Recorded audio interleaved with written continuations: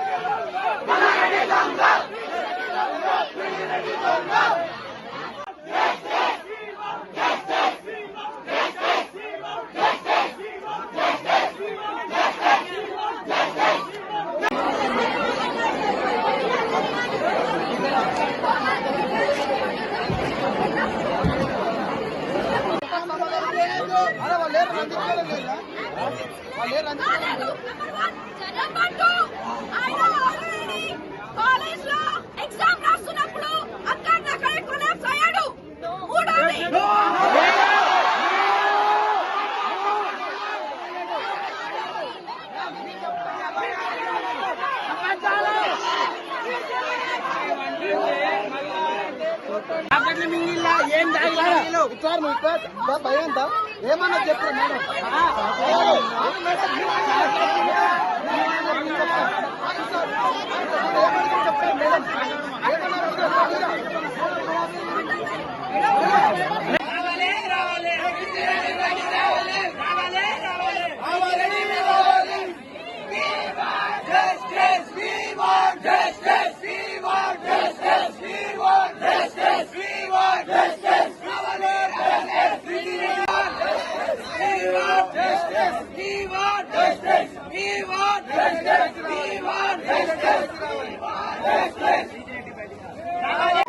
Agriculture PSC మల్లారెడ్డిలో చదువుతున్నాను.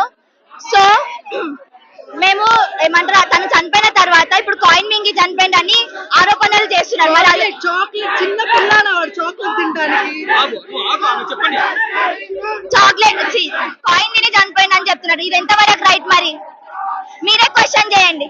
ఇప్పుడు వాడు ఇక్కడనే మినిమం 40 మినిట్స్ వరకు వెయిట్ చేయించిందంట, అదని ఇదని. లాస్ట్ కి మీరు ఏమని చెప్తున్నారు? ఏమంటారు, తొందరగా తీసుకున్నారు, ఏమంటారు రియాక్షన్ అనేది తొందరగా ఉందని అంటున్నారు. ఇక్కడ రియాక్షన్ ఉండుంటే మరి హాస్పిటల్లో డాక్టరే 30 మినిట్స్ కంటే ముందులో చూపిస్తే బతికేటోడు అని వాళ్ళే చెప్తున్నారు కదా. మరి ఎవరిది తప్పు? ఇప్పుడు కెమెరాస్ మరి ఎక్కడున్నాయి? కెమెరాస్ రోజు ఉంటుండే. ఉంటాయి అంకుల్, కానీ ఏమంటారు అంబులెన్స్ అనేది లేకపోవడం వల్లనే. ఇది ఒక్క అగ్రికల్చర్ స్టూడెంట్ కి మాత్రమే కాదు, ఇది హోల్ ఇండియాకి వర్తిస్తుంది. కేవలం ఒక ఆక్సిజన్ సిలిండర్ లేక ఇప్పుడు వాళ్ళు చనిపోయిన స్థితి అయిపోయింది. ఏం చేస్తున్నారు మరి ఇప్పుడు? ఫస్ట్ ఇయర్ అగ్రికల్చర్ చదువుతున్నాను మల్లారెడ్డి యూనివర్సిటీ అగ్రికల్చర్ కాలేజ్ లోని. కనీసం పడిపోతే బెంచ్ మీద నుంచి బయటికి వెళ్ళిపోయారు, కొంచెం కూడా హ్యూమానిటీ అనేది లేకుండా. తర్వాత మా ఫ్రెండ్స్ వెళ్ళి తీసుకొస్తే కిందకి 40 మినిట్స్ ఇక్కడ వెయిట్ చేయించారు. మళ్ళీ తర్వాత ఇప్పటికి కూడా ఇంత జరుగుతుంటే ఆ క్లాస్ రూమ్ లో ఉన్న ఫ్యాకల్టీ ఇద్దరు ఇంకా బయటకు రాలేదు, క్యాబిన్స్ లోనే ఉన్నారు. తర్వాత అసలు మాకు మినిమం ఫెసిలిటీస్ అనేది లేవు. చనిపోతుండే మాకు ఈ రోజు తనకైంది, రేపు మాకు కాదు అని గ్యారంటీ ఏంటి? ప్రాణాలు పోతుండే పర్మిషన్స్ ఏంటని మేము అడుగుతా ఉన్నాం ఈ రోజు వాళ్ళని. మాకు ఆన్సర్ అనేది దొరకట్లేదు అసలు.